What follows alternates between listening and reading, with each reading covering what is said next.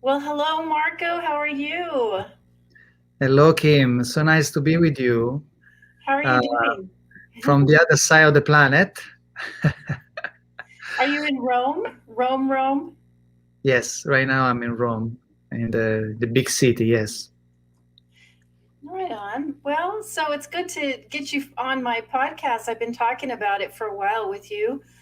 I've always supported your work, and I know that you're doing some wonderful things with sovereignty and things like that for people.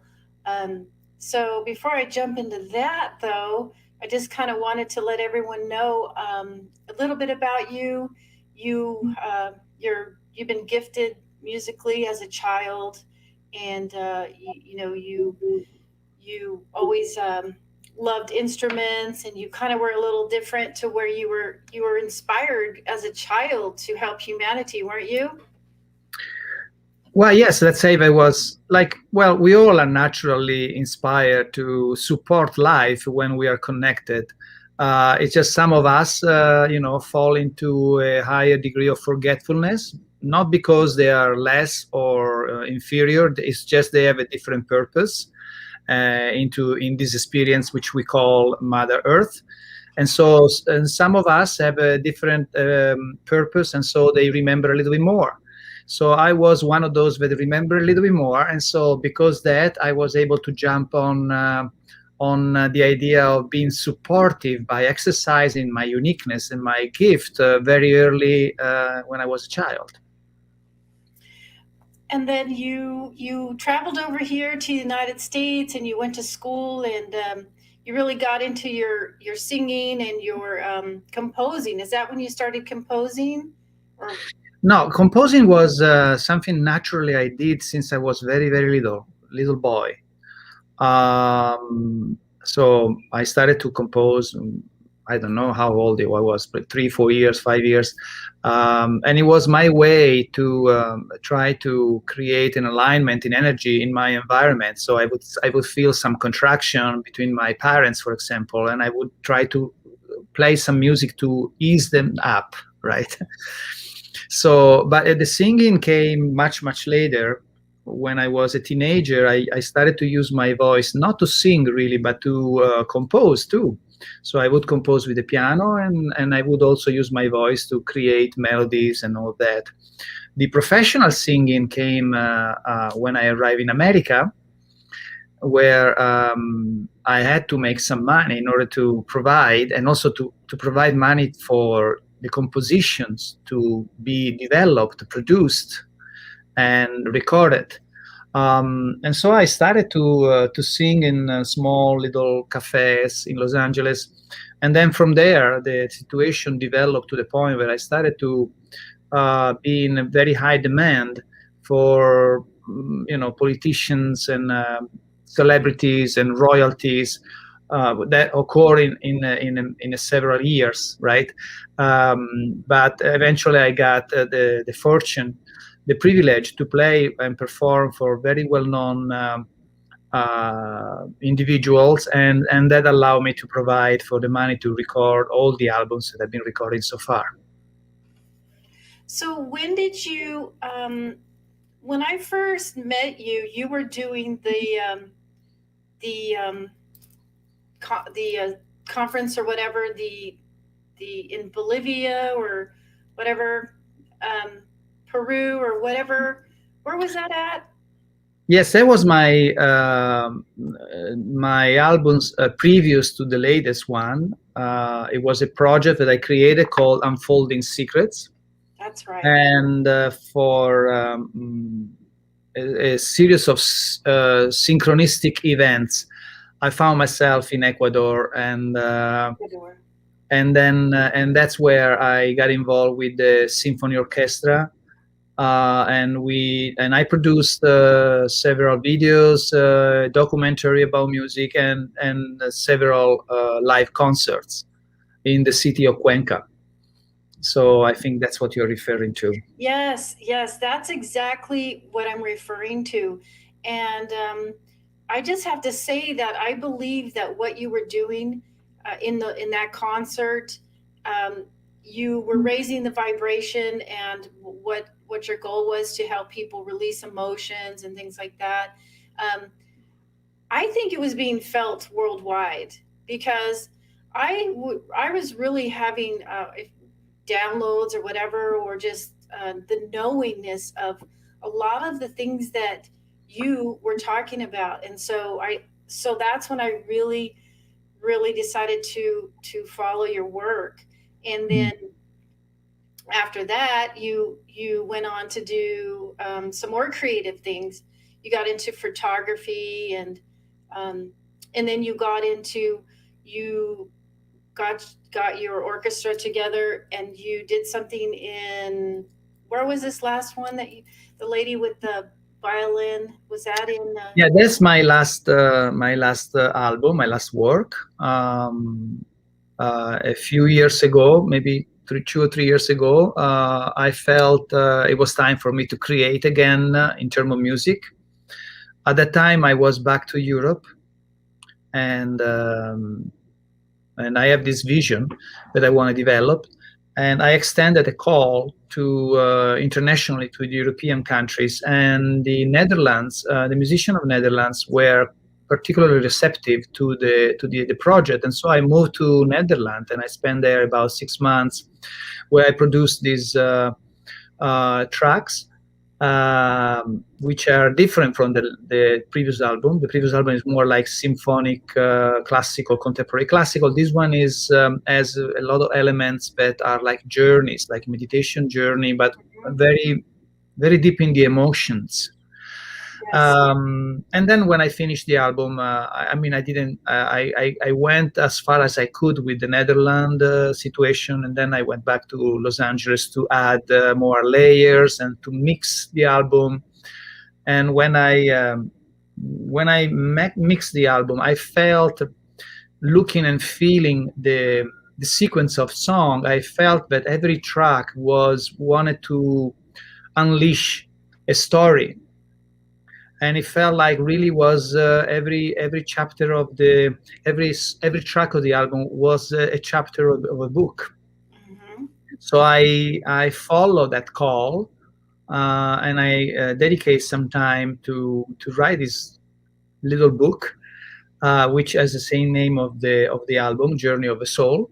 And so now I have the whole package, and I was ready to start to do concerts and touring, and then of course the lockdown and the COVID started, so that led me to go back to Italy, and that's why I started a different journey. So you, well, I have so much to talk to you about. Um, so now you're doing teaching of spiritual, of a spiritual nature, right? Having little gatherings where you're actually teaching people. Well, it's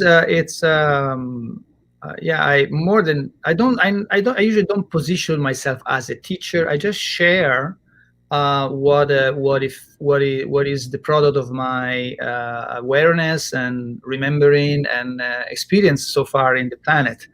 I started to a few years ago. I felt guided to add to my artistic package also the words, because before I didn't talk much. I was just, if you would have asked me something about a few years ago, I would say just listen to the music and figure it out yourself.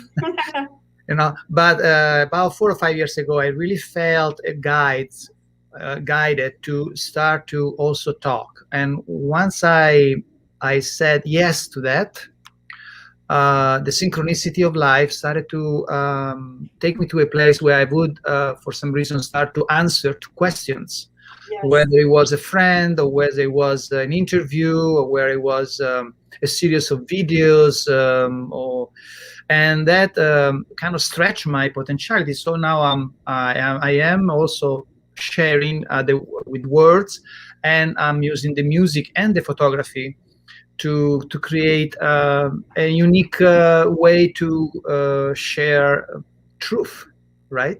In a way to be supportive of the intense transition in time that is occurring right now in the planet. No, I totally agree. I'm with you on that. And so you did some podcasts. In fact, you have quite a number of podcasts on there where you have um, somebody asking you questions, and then you're giving such divine answers. One of the things I wanted to ask you is that knowledge, that knowing that you get, is that something you've always known, or is that something when someone asks you a question, you just know it at that time? I mean, is this No, it's a knowing that is within all of us, from my perception. When I attempt to provide an answer, I am the first to learn the the um, the answer itself, and I surprise myself. This happened is available to all of us. Is not yes. to only a few special elected. Is for all of us, and the fact is that when you shift from a perception of duality, where there is right and wrong, where there is good and bad, when there is light and dark, and you step into the connection with your soul, which is out from that polarity into oneness, then you gather informations that can be very helpful for yourself first, and then for whoever you are sharing the information with. So, and then of course you blend it with also your personal experience, your remembering, and what I personally learned from the creative process, because you learn a lot from creating. When you connect with your imagination, and you start to download information, whether it's a painting or a song or a photography or a book, whatever, you are downloading information. If your intent is really pure, you are downloading very high vibrational information. And then if you are able to stay pure till the end of the production of the product that you are putting together, then the product is very powerful and transformational. So, are you still doing the podcasts? Yes, right now I'm doing podcasts in both in the language of English and Italian. When I came back during the lockdown in Italy, I reconnected with some information that I was aware since 2012, which are known as OPPT, which is One People Public Trust, which is are information that are coming actually from America, from 3 lawyers who in 2012 put together some documents that have very high divine content. At that time, I guess I wasn't ready, or maybe the situation wasn't ready. But when I came back from the lockdown in Italy, I felt that was valuable information to add to my work. And so I took some time together with a dear friend of mine, Barbara Banco. I took time to design a new website, and I put together all the concept, and I add my music and photography. And from there, we did produce some videos that talk about these documents and what they can do. And from there, this unleashed a series of several events. And now I'm going from town to town in Italy to talk to 100, 200 people all the time, and share together with Barbara, share these documents and the consciousness that these documents require in order to be effective. Okay, and does that have to do with sovereignty of people? Yes, it has to do is part of the awakening process. The OPPT is a facilitator. It's not a savior. It's a facilitator, and it's not the only one. There are many other ways to get to the same place. But the OPPT provide documentations that at first are legal, but is a legality that needs to be supported by a high level of consciousness. Otherwise, the document will not work. That's why when we share the information, we make sure that we talk a great deal about who we really are, and how we can deprogram ourselves from 10,000 years of experience in the inverted matrix. And so yes, this is how it's unfolding. And of course, I'm using the music, which I use it to support these messages and to create that opening space so that people can connect at the soul level. Wow, your plate's full. I wanted to talk. You talk in your podcast. I mean, I pretty much listen to all of them, except the ones that are in Italian. Um, you talk about some really divine topics and divinity. You talk about divine masculine, divine feminine, and how important it is, um, for us at that time to grow into that being, that spiritual being that we're supposed to be. And then you talk about, for like, we're birthing a new world and things, and I've heard this from a lot of different spiritual leaders about a new world that's being birthed. I don't think people have a grasp. Like, what do you mean new world? Can you explain on that? Well, I think at this point, I think that for most of the people, it's obvious that something is really happening in our lives. There is a great deal of contraction that is coming to surface, and a great deal of new information also that are coming for those that are open to receive those informations. So what is happening right now is that we are at the end of a cycle. And we are at the beginning of a new one. So we are right now dwelling between the old dreams and the new dream. So we are in this in-between phase. The old dreams as we know it, which is the inverted matrix, is collapsing.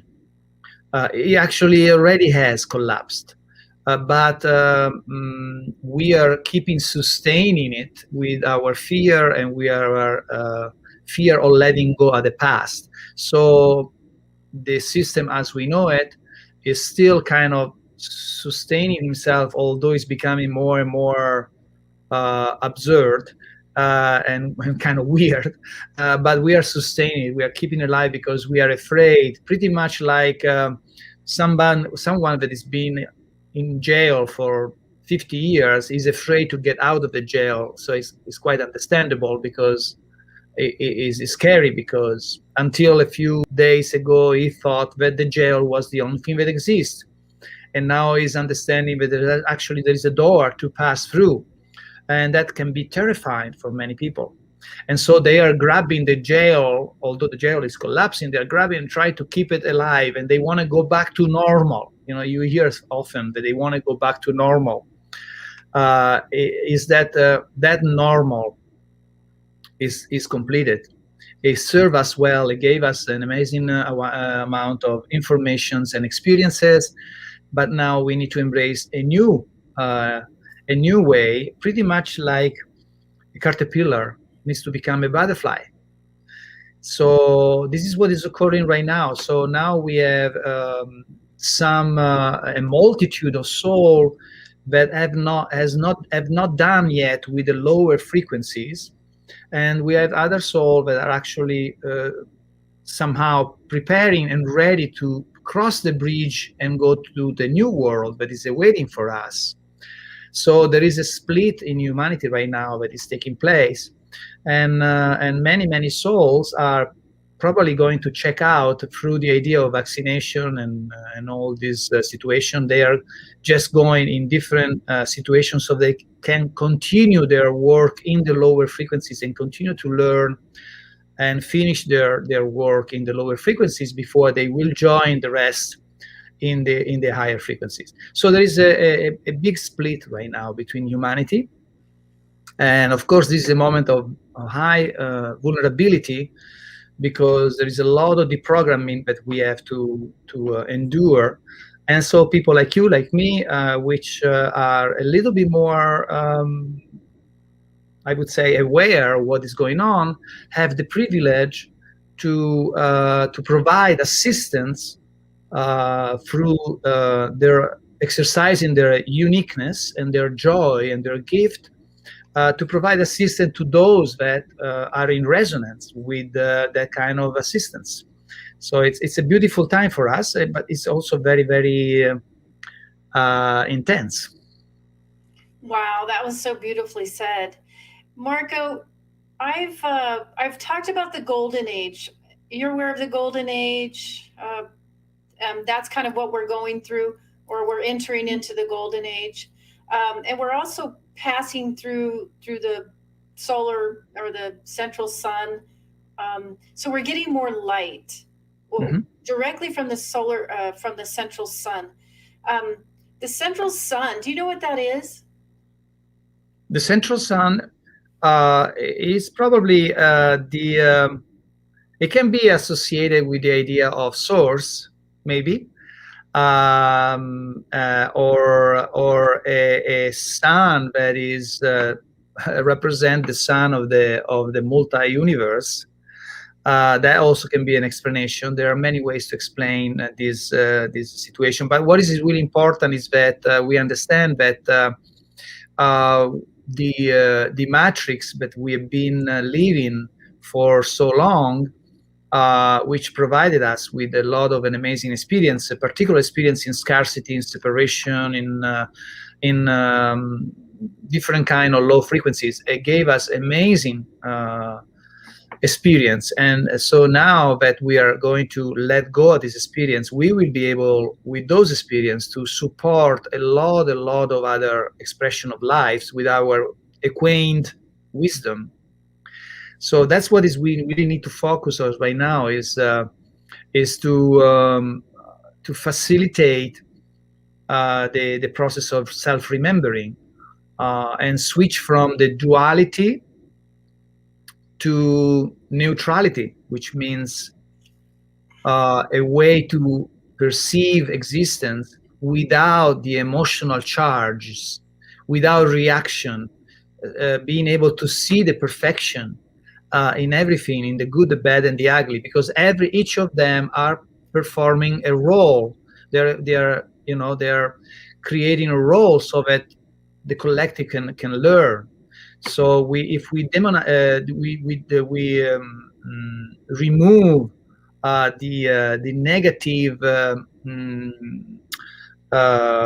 perception of what is good and right, what is bad, and we see the perfection in all, and we don't judge, then we position in a situation where our vibrational offer is mostly supportive to the planet and to ourselves and to everybody that is around us.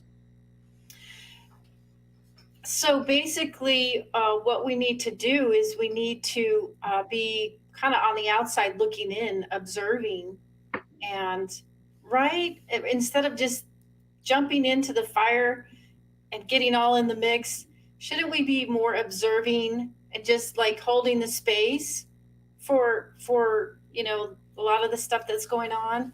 Does that make sense? I think it's a combination of course, holding the space, but also being active and supportive. The idea is to get into the tsunami, but and position ourselves in the center of the tsunami, where there is this amazing zero field calm, because we are here. Our soul came here not only to evolve personally, but also to facilitate the transformation that is occurring right now. So we came here not just to have an experience, but also to change the matrix, to restore the matrix to its original blueprint. So it's not only to be in a contemplation and to be neutral, but out of that contemplation and neutrality, we need also to take action through the exercise of our inner gift, because each of us is unique. And here is the paradox: we are all one, but at the same time we are unique. It's pretty much like the ocean. If you take some drops from the oceans, they're still the ocean, but once they become drops, they are a unique creative process, and so they have a way to express uniqueness so that the ocean can learn from. Okay. Got it. So, what's motivating you today? What's fueling your passion to do what you're supposed to be doing here? Well, once we connect with our soul, we have only two things are relevant: how do I evolve, and how I can make a difference, how can I be supportive.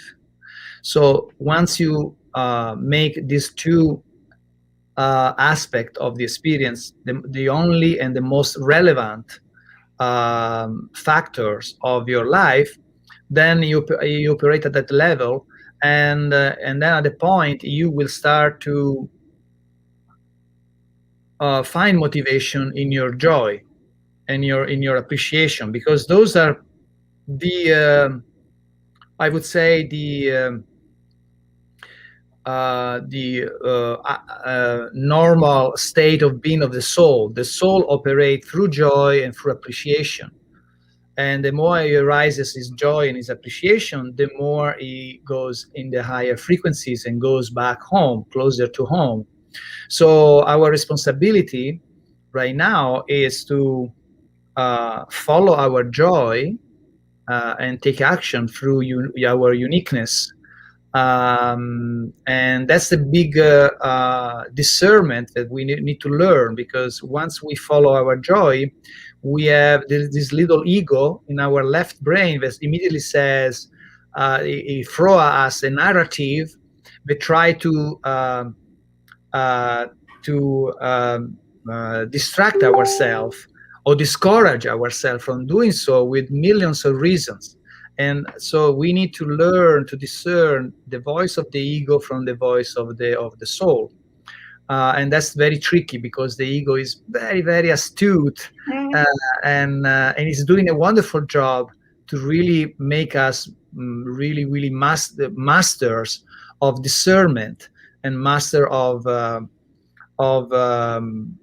understanding, what is real from what is not, what is the real dream from the one that we need to let go now at. Do you do meditation, Marco, or do you study Buddhism or anything uh, to go along with your spiritual side?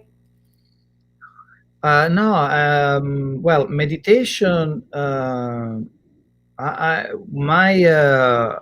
work on a daily routine is to try to navigate through the journey in a constant state of meditation.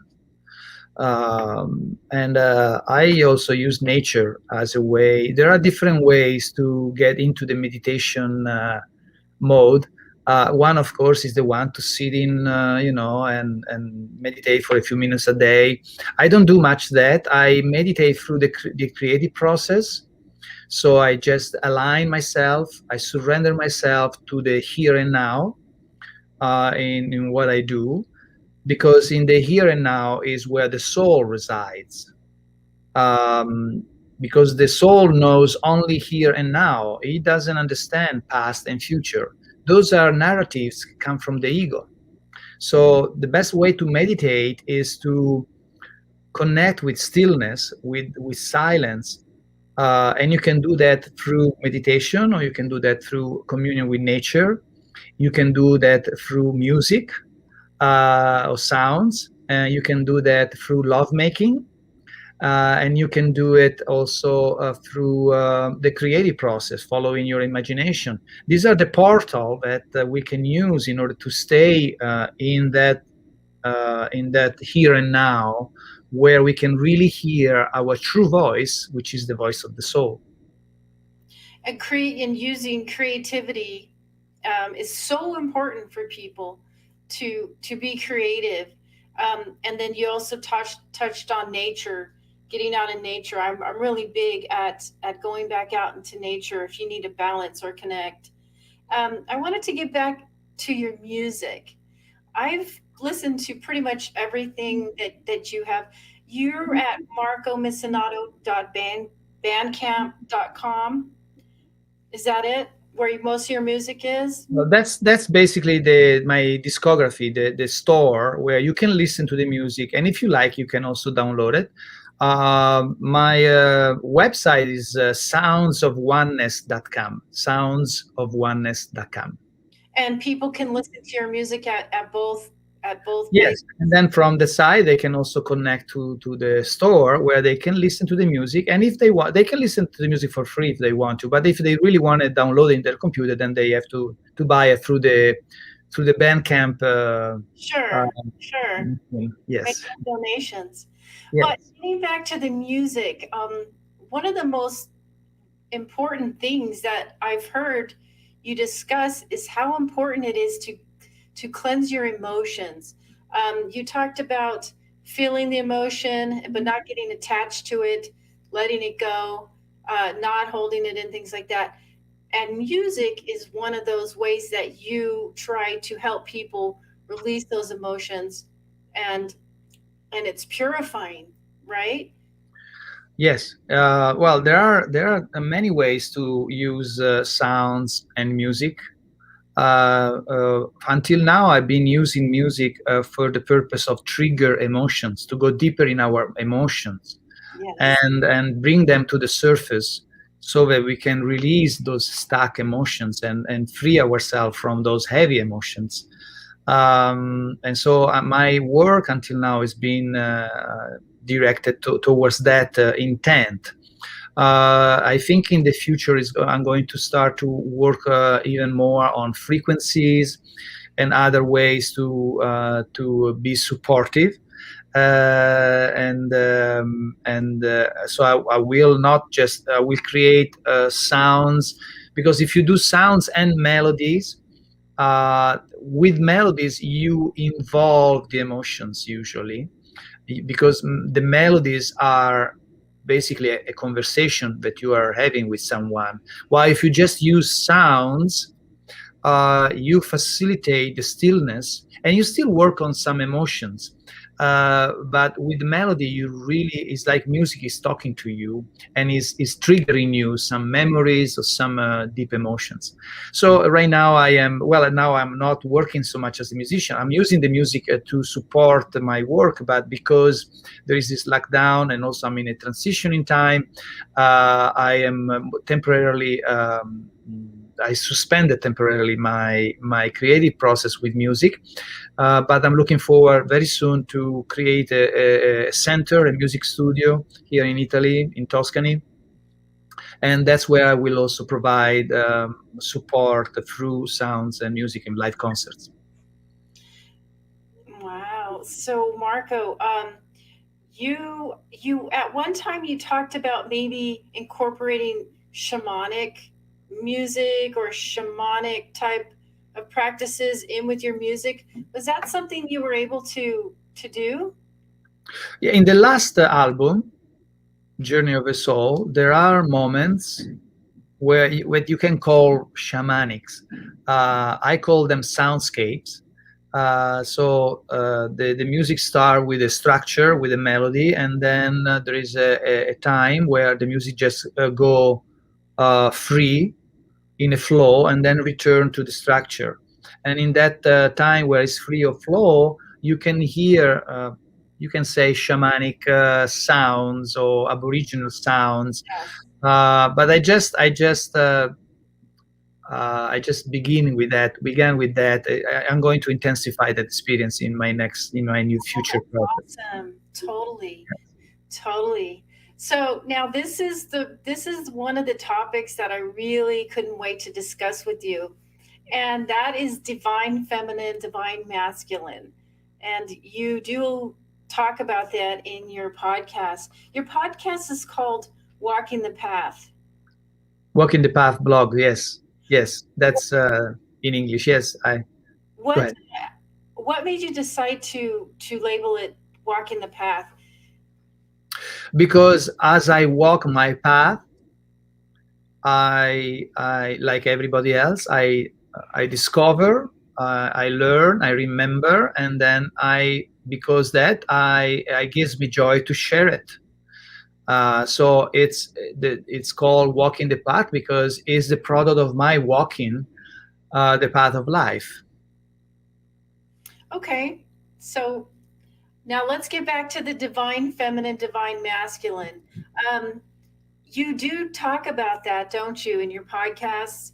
Um, I had also heard one of your interviews where you talked about how important at this time divine feminine was, and you had said that it's been a male dominated world, but now it's time for women, you know, to could you kind of expand on divine feminine and why it's so important now, and what the role of women and men, in your eyes makes us divine? Yeah, well, the bottom line is that both male and female energy are equally important, and both have been reduced or damaged or altered. That's a better word, from our past experiences. So whether we are men or women, we have to balance our inner energy of female and male, and so each of us will have different work to do based on where their imbalance is. Some of us, whether you're man or woman, are more have more contraction in the female energy, some other in the male energy, but definitely both energy are extremely important right now to be honored and to be heard and to be restored, because we are going towards a new dream where female and male needs to be really, really dancing organically in celebration. And so we do need to do our work to restore those energies that have been affected by so much contraction, by so much polarity, for good reasons, because again we gain a lot of experience from it. But now we need to go back to being how can I say, in balance with those two energy, and the merging of the two energy will make us whole, will make us oneness. Right. So people both on the inside, masculine and feminine energy or whatever, and when it's in harmony within, it can be in harmony from without. And in order to raise our vibrations at this time, which is what we're all trying to do, is to move into the new world, we have to be whole. We have to live a wholesome life. We have to be centered and balanced. What can we do to because I'm a woman, and I don't really know what masculine that I might have to work on. I mean, how does one know where to start as far as balancing in that way? Well, I think the best way is not to think in a separate way, and separate ourselves. Or here's the female, here's the male. Usually, I try to think holistically, where I embrace my whole being, and then as I navigate in my daily life, as an observer, I watch where the unbalance come to surface, and might sometimes be coming from my male energy, sometimes coming from my female energy. It doesn't matter. Wherever imbalance come through, you observe it, and you become aware.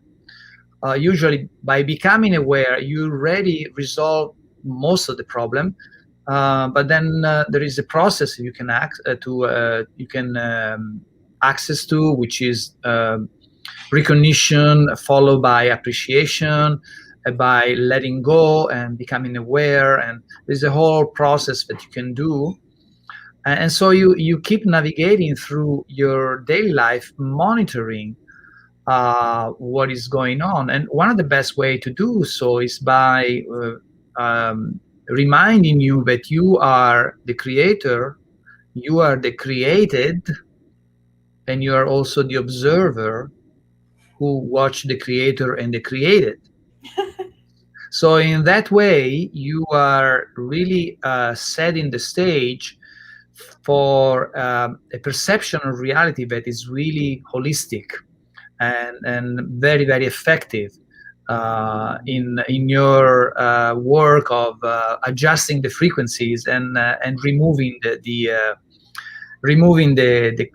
programs that we have gained in so many years of contraction. Marco, do you have any role models that taught you how to be in balance in that way? Or do you think role models are important? Or is that just something we're born with and we know? Well, I think that the so-called role models are part of life. Life is the role model. So because life is basically a mirror.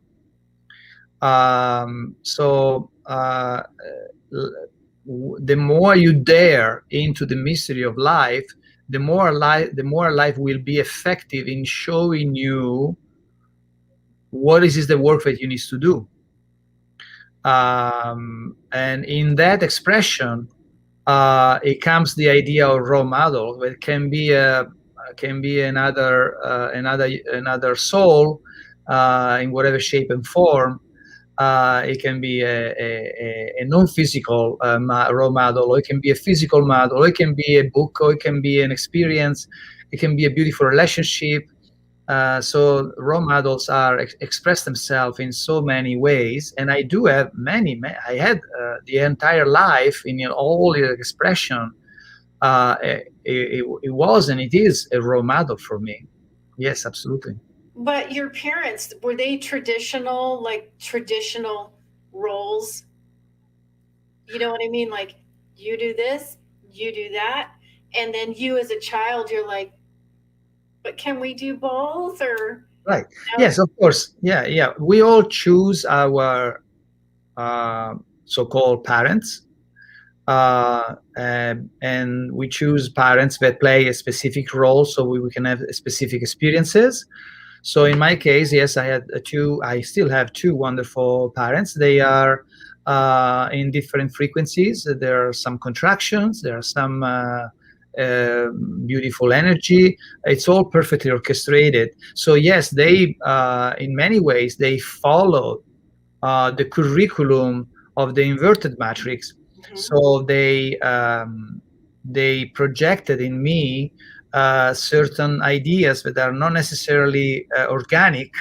They are more based on survival and scarcity and fear, and that was a good role model for me, because I learned to counteract with that by going deeper in my inner core and inner sense of wisdom that we all have within ourselves. So they play a perfect role, and they still do, for me to learn a lot about becoming more and more who I am.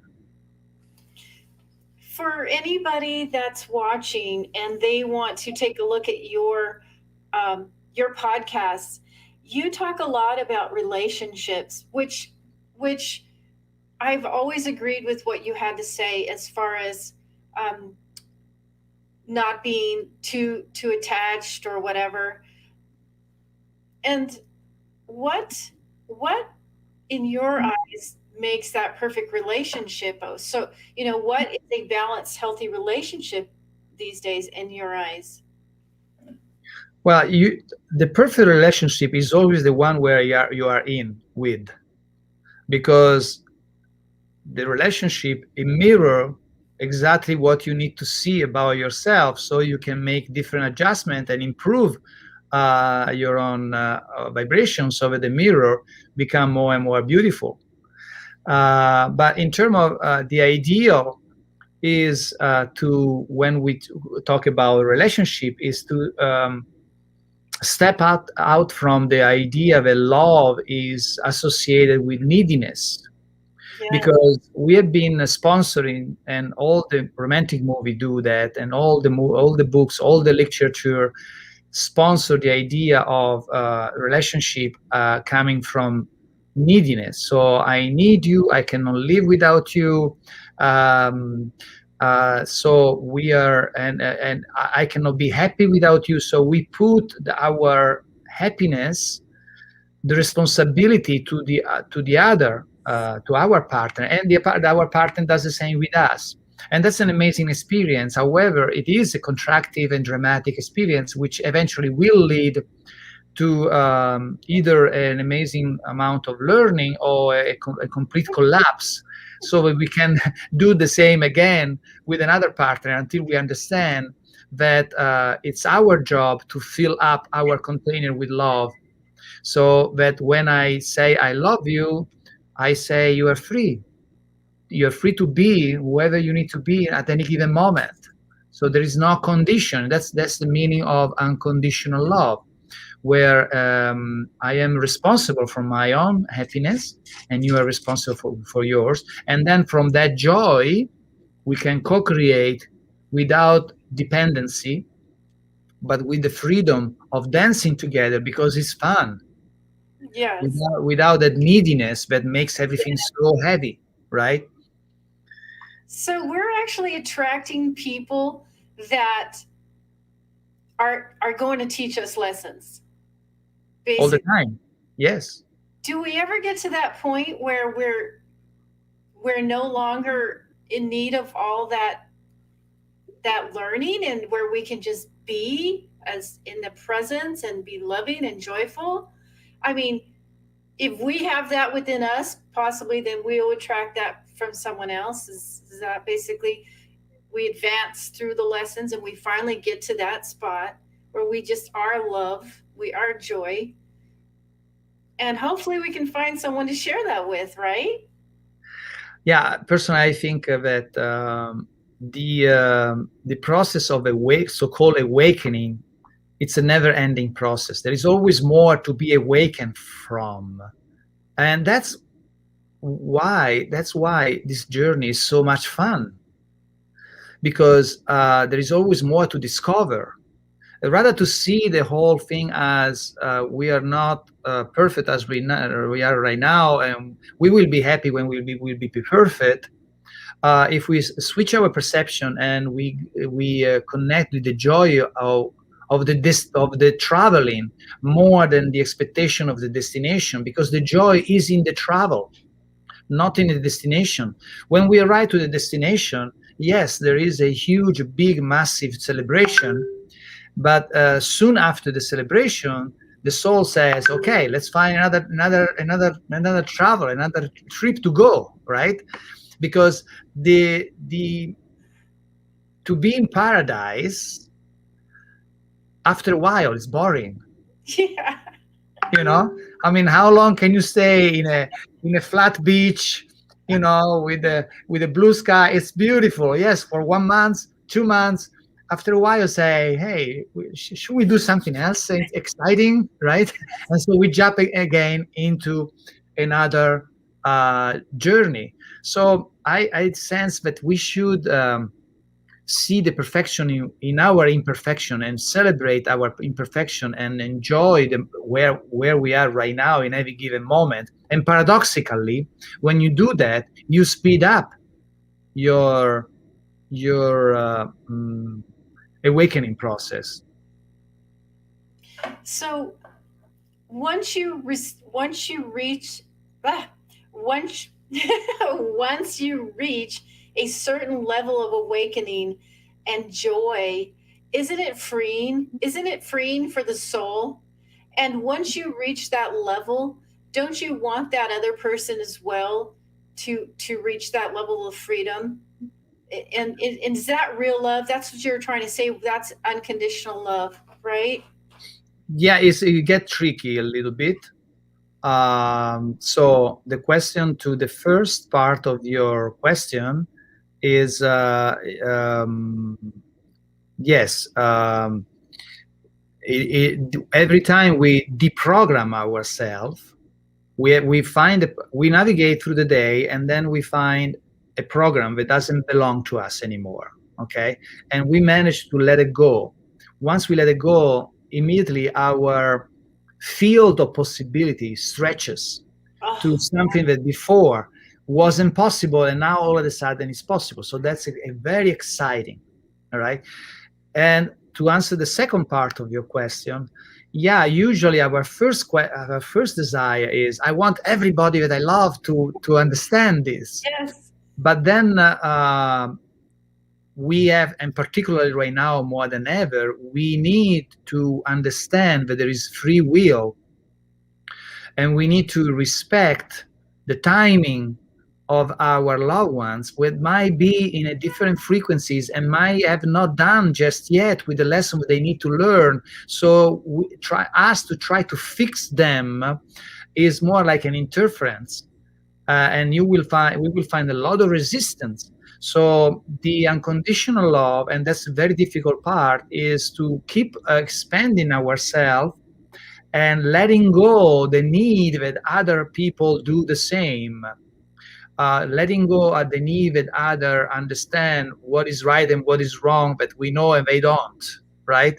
Because that becomes a, almost arrogance. It becomes an interference with that specific soul that needs to be doing something, like we are needs to be doing something. And if somebody from above wants to push us to do something else we are not ready for, we just get contracted. So particularly at this time, and this is very difficult because we are at a time of big split, and we will have to learn to let go some of our loved ones who are choosing to stay in the lower frequencies because they have not done with that, and they might even check out and continue their work somewhere else. That is going to be very difficult for us to let go of that situation. But in truth, there is not really other choice, because if you try to help them, unless they come to you and they officially ask for help, and that means they're open to receive, that if they don't, you will find a tremendous amount of resistance and even some aggressive behavior and resentment, and the gap between the two of you will even get further and deeper. So the idea is to you can help only by being fully yourself and light up as much as you can, and then wherever you go you bring light, and then whoever is in resonance with that light will come to you, and those that we are not in resonance with your light, they will naturally go away. Mhm. And that might happen also between your family. Yes, yes, very true. Um, I really wanted to ask you about lovemaking. You do have several podcasts about that, and Yes. you had mentioned that it can help raise your vibration. What else can really good lovemaking do? Can it help to cleanse your emotions? Can can it do other good things that to help you awaken or anything like that? Lovemaking is one of the portal that we have access to. It's not a strange coincidence that religions and spirituality and the system have been doing anything possible to make the lovemaking a forbidden thing or taboo, or deviated with the idea of porn, or a male that dominate the female, and the female that get pleasure by being dominated. These are all these are all action coming from the system that shows how powerful we can be when we are fully lover and we just commune from a very high level of consciousness, because you cannot enslave a fully awakened lover. It's not possible. Okay, because he and she are completely open sexually, and therefore are receiving informations that are very high. Because when you make love in a very pure way, you start to connect with the information that are very, very high. In the same way, when you connect with a creative process, or you commune with nature, or you commune with stillness, these are portals that allow you to mm, increase your antennas so that you can download, upload, and download very, very powerful information that allows you to remember very rapidly who you really are. So love making, when doesn't come from a distortion, is very powerful. The orgasmic lovemaking, the pure orgasm, is just definitely a portal where the two soul just melt into one, and they start to connect and then receive information that are very powerful. Wow. So it's not that they're receiving information from each other, but their energy together is receiving that knowledge and that knowing. Yes, yes. It's in a way, it's, you can say it's both. But ultimately, I think is the union, the sacred union, that create that oneness, that allow to download informations that are really powerful at many levels. That's so amazing. If people only knew, they might treat it a little different. I have one more question before we sign off. Okay. And Marco, do you believe in soulmates or twin flames? There are so many ways to see this. In a way, you can say that every soul that you meet is a soulmate in that specific moment. But yes, there is the idea of soulmate, and the idea of twin flames. Are they a twin flame? I believe is basically a part of you.